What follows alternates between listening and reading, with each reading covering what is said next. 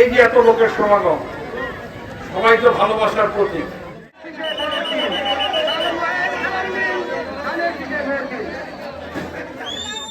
আপনারা জানেন আলহাজ শাহ আলম সাহেব 2008 সালে অত্র এই নারায়ণগঞ্জ 4 থেকে এমপি নির্বাচন করেছেন এবং উনি ওই নির্বাচনে সারা বেগম কবরীর সাথে পাশ করেছিলেন।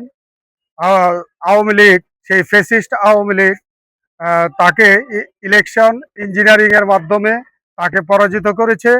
আপনি জানেন ওনার যথেষ্ট জনপ্রিয়তা আছে এখানে এই নারায়ণগঞ্জ 4 তথা ফতুল্লাতে। আপনারা জানেন যে আলহাজ শাহ আলম সাহেব একজন সজ্জন ব্যক্তিত্ব, উনি ক্লিন ইমেজের লোক। আমাদের নেতা দেশনায়ক তারেক রহমান নমিনেশন দেওয়ার খাতিরে ক্লিন ইমেজের লোক হচ্ছেন, যিনি চাঁদাবাজ পছন্দ করেন না, মাদক পছন্দ করেন না, সন্ত্রাস পছন্দ করেন না। উনি জনগণের পাশে সর্বদা আছেন বিধায় ওনাকে জনগণ পছন্দ করে। আপনারা দেখেছেন আলহাজ শাহ আলম সাহেবের প্রতিটি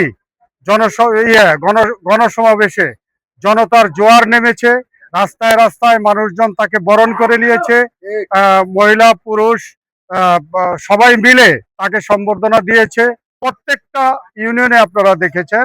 আজকে 5 আর 6 যে গণজোয়ার আপনারা দেখেছেন, এইটা হইতেছে আমি কি বলবো, আমি এই গণজোয়ার নারায়ণগঞ্জের মধ্যে, নারায়ণগঞ্জ জেলার মধ্যে যারা এমপি নমিনেশন পেয়েছেন তারাও এটা করতে পারেননি। তাই আগামী দিনে আমরা চাই দেশনায়ক তারেক রহমান নির্বাচনের নমিনেশনের ক্ষেত্রে আলহাজ শাহ আলম সাহেবকে নমিনেশন দিবেন, এই আশাবাদ।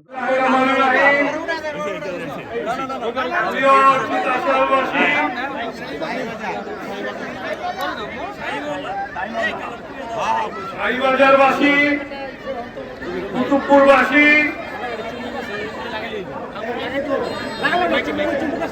আপনাদের সবার কাছে আমি কৃতজ্ঞতা জানাই। আপনারা আমাকে যে সম্মান দিয়েছেন এই জন্য আপনাদের কাছে আমি কৃতজ্ঞ। আমি পাবনা থেকে শুরু করে এই পর্যন্ত এসেছি আপনাদের এখানে আসার পথে কুতুবপুরবাসী আমাকে যে সম্মান দিয়েছে, মর্যাদা দিয়েছে, আন্তরিকতা দিয়েছে, ভালোবাসা দিয়েছে, এই জন্য আমি কুতুবপুরবাসীর কাছে চিরকৃতজ্ঞ। প্রিয় এলাকাবাসী, আপনাদের উদ্দেশ্যে আমি 2-3টি কথা বলবো। আপনারা যে উদ্দেশ্যে আমাকে ভালোবাসছেন, আপনাদের এই এলাকার উন্নয়নের জন্য, বিশেষ করে এলাকার জলবদ্ধতা, মাদক সমস্যা, সন্ত্রাস সমস্যা এবং সার্বিক উন্নয়ন, ইনশাআল্লাহ আমি যদি এমপি নির্বাচিত হই তাহলে আপনাদের সবাইকে সাথে নিয়ে আমি সকল সমস্যার সমাধান করবো ইনশাআল্লাহ।